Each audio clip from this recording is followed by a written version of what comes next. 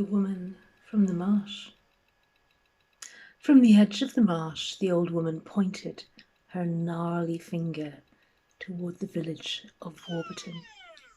The luminescent, warm, yellow light from the harvest moon belying the cold autumn air, and following her finger, the black mass flew across the moon, covering her in a cloak of darkness, the sound of their wings beating like a rhythmic drum.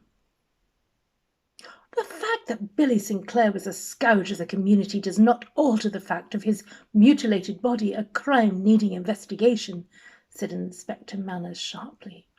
His eyes darted between the ragtag assembly of police officers he'd managed to rouse. Daring any more insolence, his crumpled face was dour.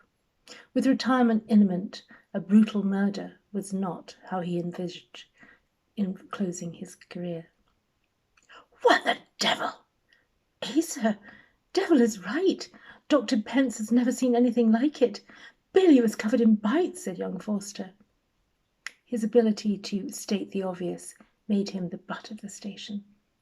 But Manners shook his head, pointing at the window.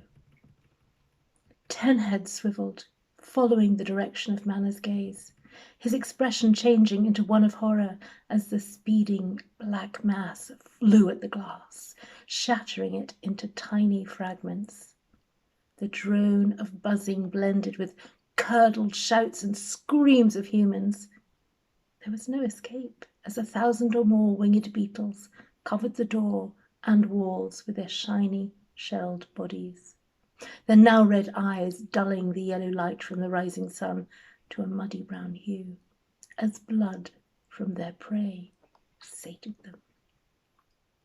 The winged mass returned over the marshland west of the village, and the old woman stood under the ancient oak, her arms raised, warrior-like, toward the rising sun. It's done, she said softly, and sank, reclaimed once again by the marsh.